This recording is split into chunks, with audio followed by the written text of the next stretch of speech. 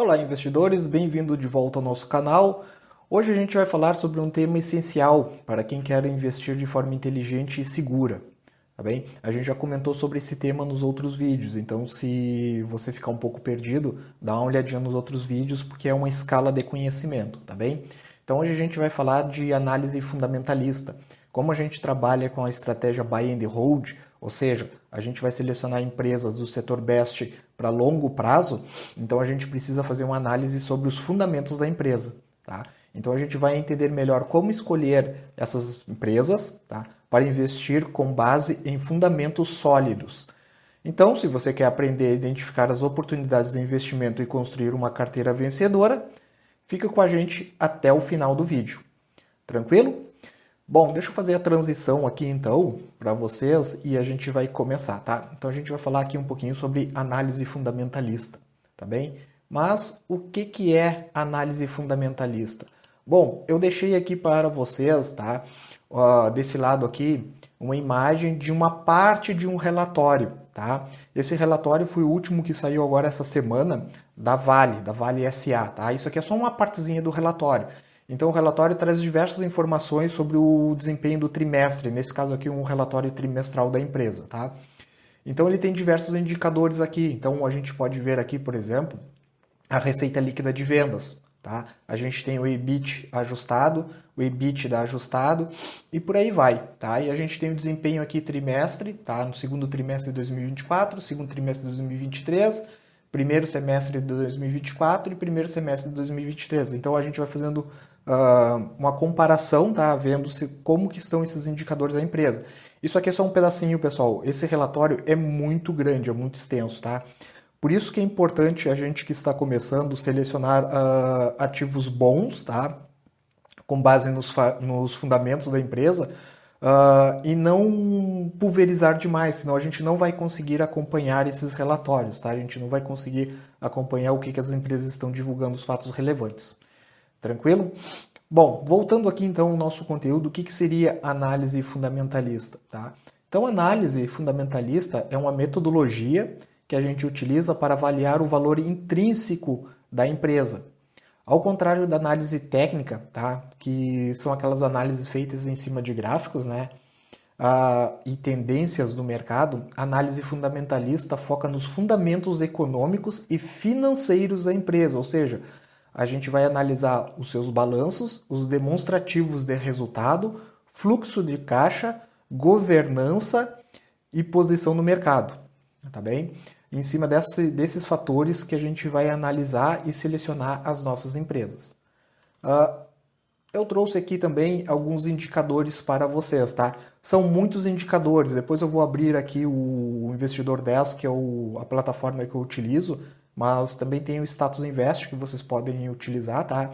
Que tem esses indicadores, tá bem? Aqui só estão alguns, só para a gente começar a entender, tá? Tem diversos outros, pessoal, então é importante que vocês estudem, tá? Peguem cada um deles e entendam a relação deles com o desempenho da empresa, tá bem? Então, a gente vai entender aqui alguns deles, tá? Talvez falte alguns, como eu disse, tá? Não estão todos, tá? Pode achar que são os principais, depende de cada pessoa. Cada pessoa vai selecionar os seus indicadores.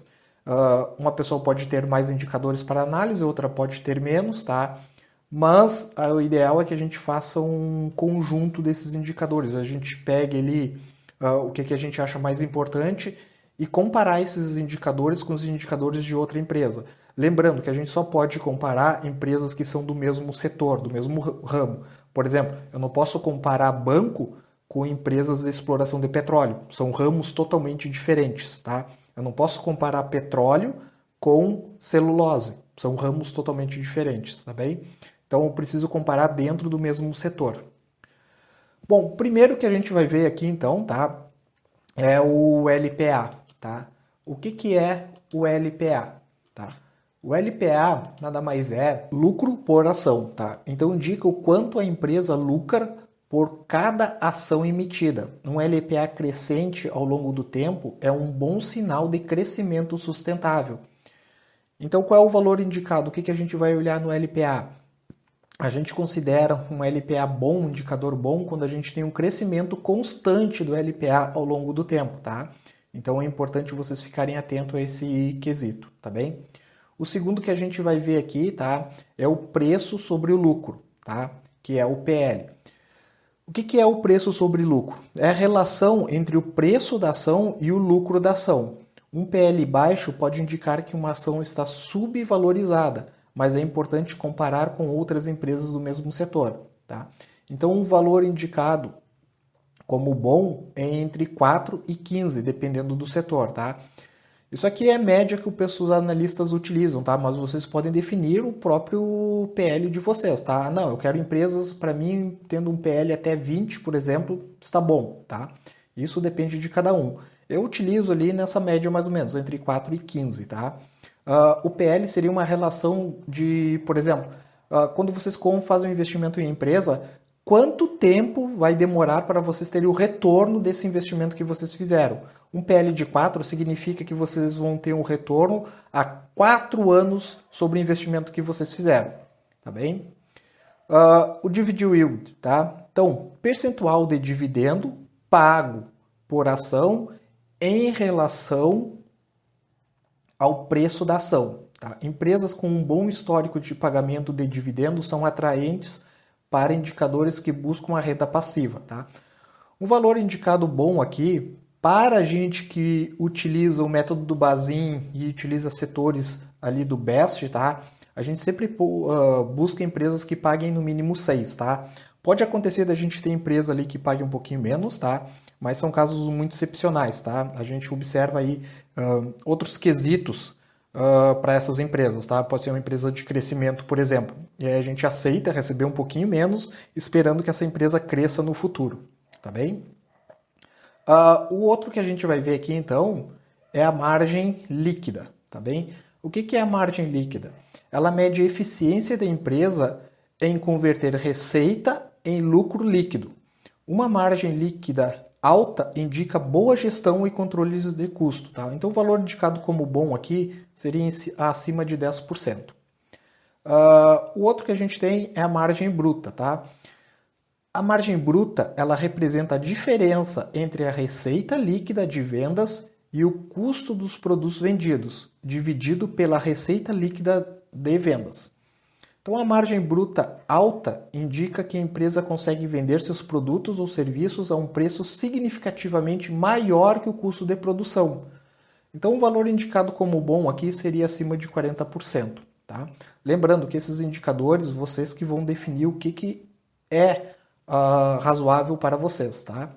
Mas vocês têm que observar os relatórios da empresa, como que ela está se comportando. Tá? Vocês vão olhar lá, margem bruta.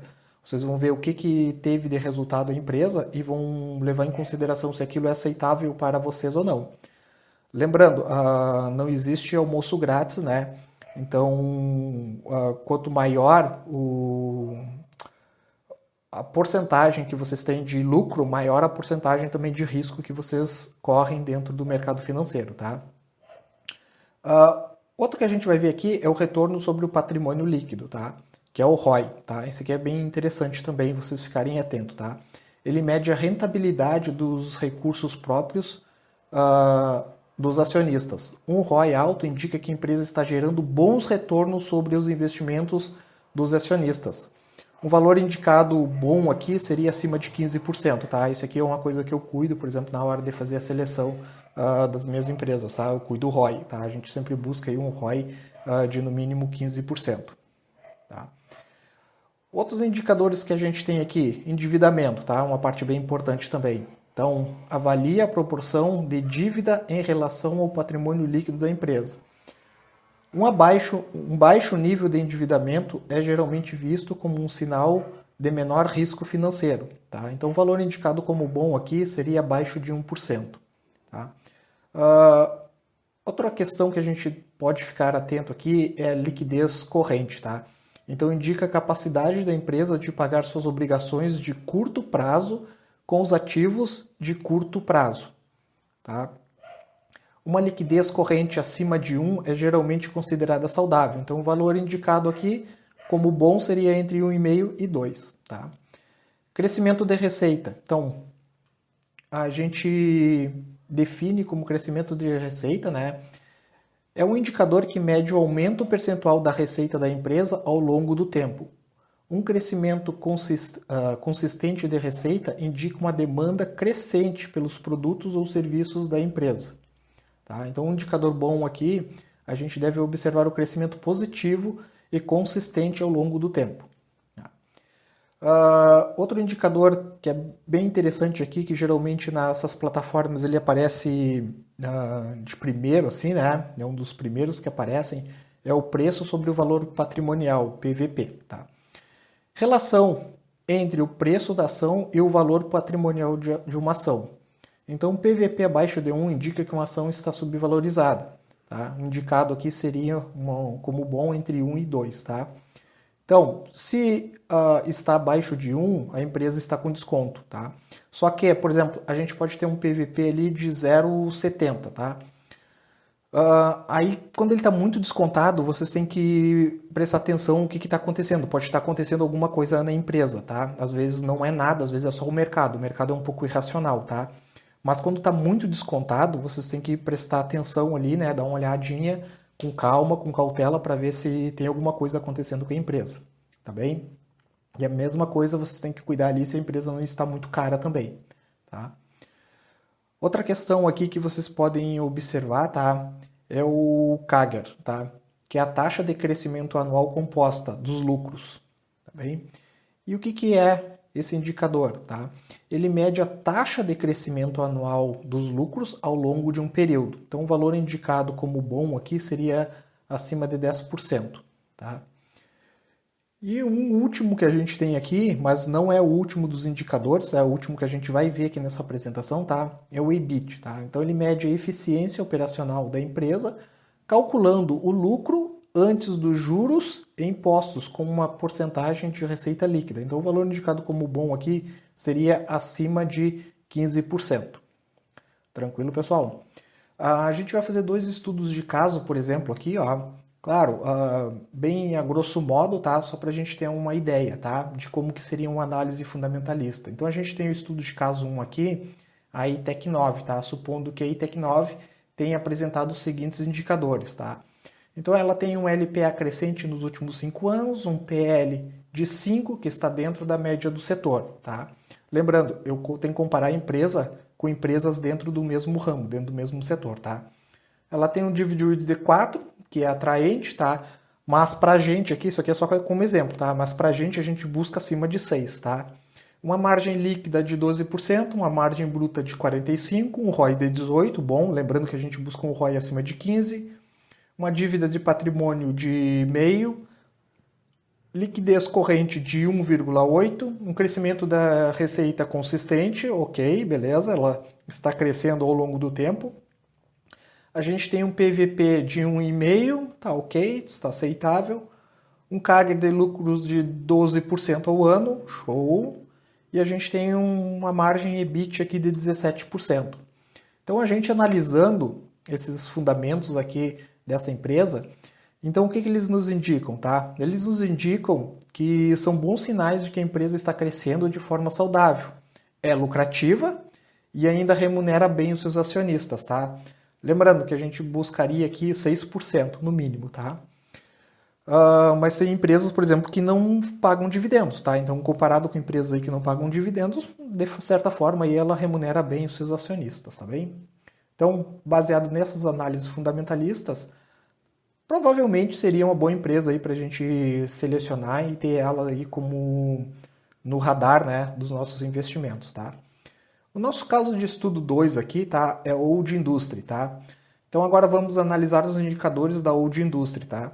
Então ela tem um PL, um LPA estagnado nos últimos 5 anos, um PL de 25 acima da média do setor, um dividend de 1%, que é pouco atrativo, né? Lembrando que a gente busca no mínimo 6, uma margem líquida de 5, uma margem bruta de 30%, um ROI de 8%, um ROI complicado, uma dívida de patrimônio de 2, indica um alto endividamento, liquidez corrente de 1, crescimento de receita estagnado ou em declínio, um PVP de 3, indicando a possível sobrevalorização. Então aqui a gente tem um indicador que essa ação dessa empresa ela pode estar um pouquinho cara demais, né?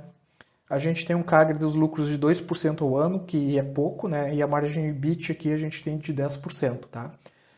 Neste caso dessa empresa, a gente fazendo análise desses indicadores, a gente consegue ver que eles sugerem que essa empresa, né, a Wood Indústria, enfrenta dificuldades de crescimento e manter a lucratividade, além de ter um alto nível de endividamento e baixa atratividade para os investidores, tá?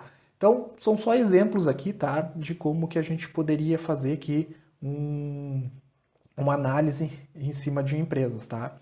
O que a gente utiliza? Por exemplo, lá no Investidor 10, tá? Vamos pegar uma empresa aqui, vamos pegar a YouTube aqui 4, que é o Itaú, né? Vamos dar uma olhadinha aqui.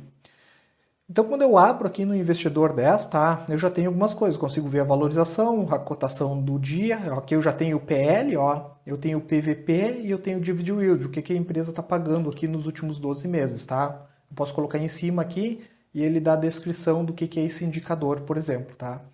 Eu tenho gráfico aqui de 1 ano, 5, 10 também, que eu posso colocar, tá? Para ver o crescimento da empresa ou não.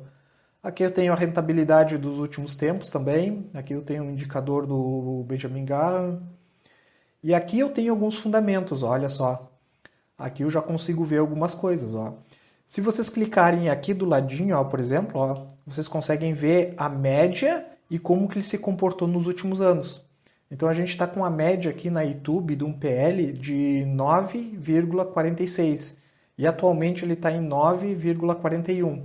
Então ele teve bem alto aqui em 2020, ó, teve um PL de 16, depois ele baixou e voltou para sua média, tá? Ele era baixo aqui, ó, 3 em 2015, depois ele foi subindo, subiu até 2020, aí ele caiu. E aí ele se manteve nessa média, tá? Então vocês podem fazer essa análise aqui também. Então a gente tem algumas coisas aqui, a gente tem a receita, a gente tem o PVP, a gente tem o Dividend Yield, a gente tem o payout, que é o quanto que a empresa distribui para os seus acionistas do lucro, tá? Então o percentual do lucro que é distribuído entre os acionistas, eu consigo ver a média histórica aqui também, ó. Ela está com payout atualmente de 65 e a média dela era 42. Era não, é 42, né? Margem líquida, margem bruta, margem EBIT, o EV sobre o EBIT, o P sobre EBIT, e tem outros aqui também, tá? Tem LPA, tem o VPA, o ROI, o ROIC, o ROA, tá? Esses indicadores são bem importantes vocês darem uma olhada nele com atenção também, tá? A gente tem o CAGR aqui das receitas e dos lucros também, tá? E aqui que a gente consegue fazer uma análise, olha só, dos anos, comparando ano a ano, tá? Aqui é bem interessante que eu posso pegar esses indicadores, tá? São os que a gente tem ali em cima. Eu consigo ver o atual, 2023, 2022, 2021, dos últimos 5 e dos últimos 10 anos, tá? Bem interessante essa parte aqui também, tá? Eu consigo ver aqui o índice de Basileia do banco, tá? Então a média do Itaú e a média do setor, tá? Importante. Aqui eu tenho a distribuição dos dividendos, tá? Eu tenho porcentagem aqui e também eu posso colocar por valor pago, tá? Então em 2024, Itaú já distribuiu 1,81 centavos, tá? R$1,81 por ação, tá? Aqui eu tenho o gráfico aqui, né? Do lucro líquido, o payout e o dividend yield da empresa, tá? Eu tenho uma breve comparação aqui entre empresas do mesmo setor, tá? Ele traz aqui, mas eu vou gravar um vídeo ainda fazendo a comparação desses gráficos para vocês, tá? As informações aqui do Unibanco, tá? Aqui eu tenho os tickers, ó, tipos de ticker, a gente viu isso aqui no outro vídeo, então se você não viu, dá uma olhadinha no vídeo sobre ações. Aqui a gente tem o valor de mercado, tá? O valor da firma, patrimônio líquido, totais de papéis, que é o totais de ações que tem, tá? Eu posso colocar de forma detalhada isso aqui, ó.